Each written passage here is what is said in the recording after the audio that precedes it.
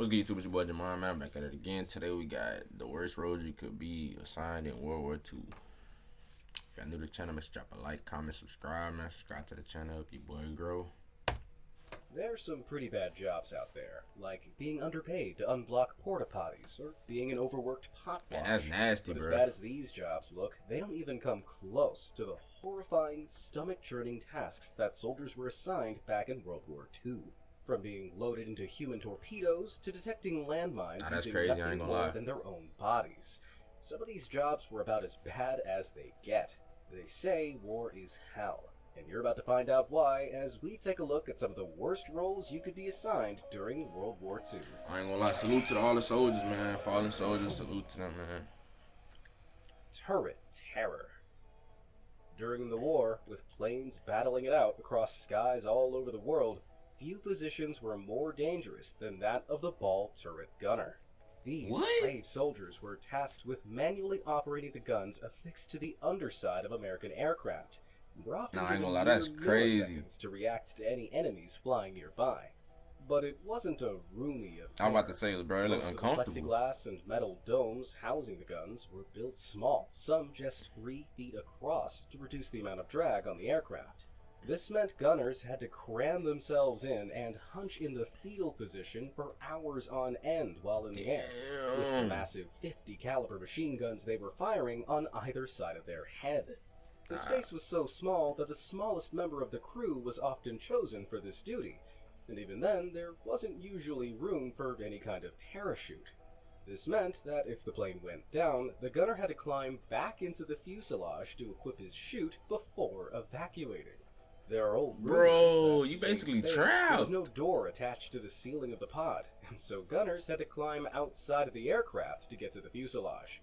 Thankfully, this is just a myth, but if they couldn't get out and equip a chute in time, then the turret turned into a crashing coffin. Dang. On the outside of the plane also meant they were exposed to extremely low temperatures. Freezing. So low that the turret's oxygen tanks would freeze solid.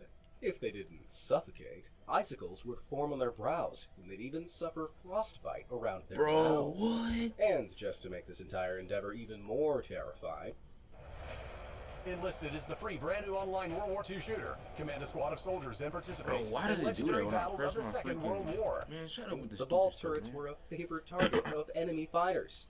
After all, figure out fighter my plane mute button is right weapons here. When I is press it, just it does that. Estimates vary as to how long the average ball turret gunner survived, but with no official statistic, it's thought that many lasted just 2 weeks, or roughly 5 operations.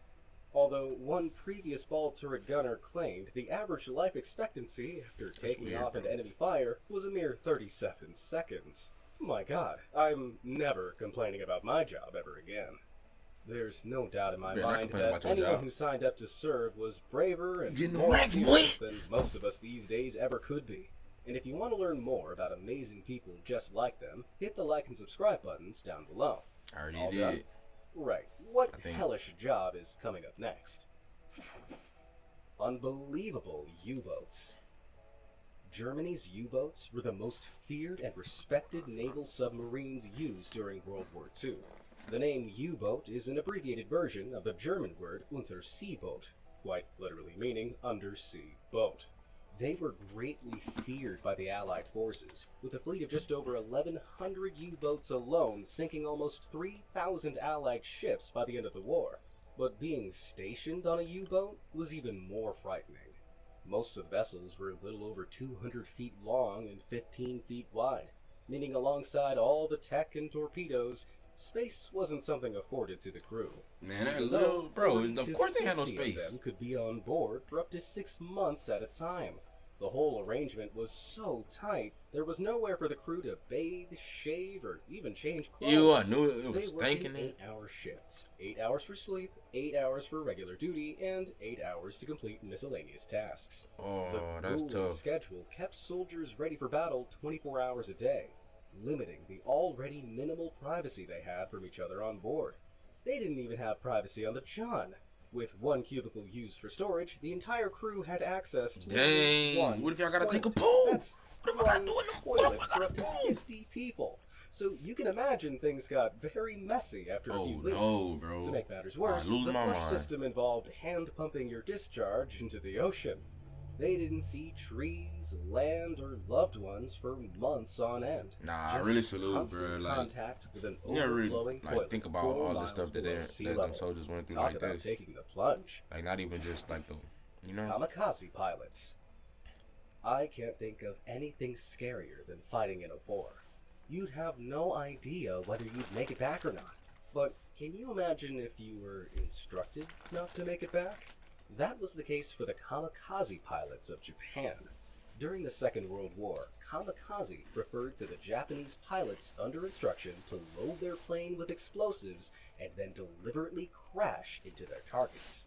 Yep, to make sure they take out their targets, kamikaze pilots were obliged to take themselves out too. Yeah, I heard about that. To ensure the pilots didn't chicken out of their task, one kamikaze plane from the war, the Ki-115, was designed to drop its landing gear upon takeoff.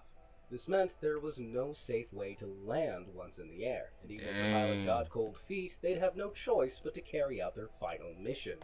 Other aircraft, like the MXY-7 Oka, had no landing gear at all, and were flown into battle by other aircrafts before the pilots selflessly guided them into their targets. That's crazy. They were basically manned bombs. But it wasn't always a grand sacrifice. Despite the pilot's guidance, it's estimated less than 20% of kamikaze attempts actually succeeded. You see, Allied forces were quick to adapt to this self-sacrificing tactic and lit up the sky with tracing lights so they could see the kamikaze coming. I think we can all agree that the low success rate and near certain demise a kamikaze mission presented to pilots makes it one of the least appealing wartime jobs ever. But that was a horrible job, it was a short-term contract. The Human Torpedo. With a job title like Human Torpedo, I bet most of you are thinking poor soldiers were crammed inside a torpedo shell and shot out into the water to destroy passing enemies, or they wrote it like some sort of insane underwater tower. Well, as unbelievable as it sounds, neither of these depictions are that far from the truth.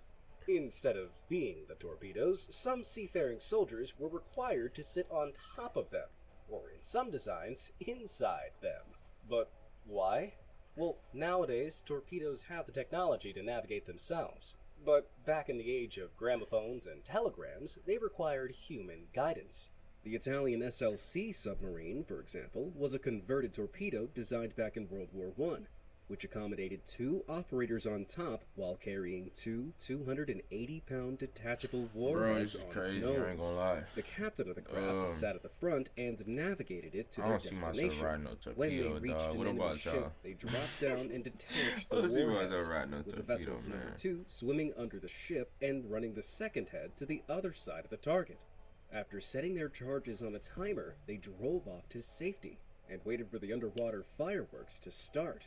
By World War II, Germany had designed the Neger submarine, where the nose of the torpedo was hollowed out and equipped with a control system. Since the space made for the driver meant the explosives had to be removed, a second torpedo was attached to the underside. So the driver would propel the torpedo towards its target and then detach before impact. What an extremely safe and not at all insane sounding system. Joking, of course. It was an incredibly dangerous operation. Over 80% of human torpedoes used by Germany were lost in accidents and never got anywhere near their targets. However, the scariest human torpedoes of all were made by Japan. They were called Kaiten, and just like the German torpedo, soldiers were placed inside rather than on top. But on top of the 300 units built in the first production run, 100 Kaiten were given the instruction to sacrifice. Alright, man, that's gonna be the end of this video. If y'all enjoyed the video, make sure to drop a like, comment, and subscribe, man. Y'all catch me in the next one.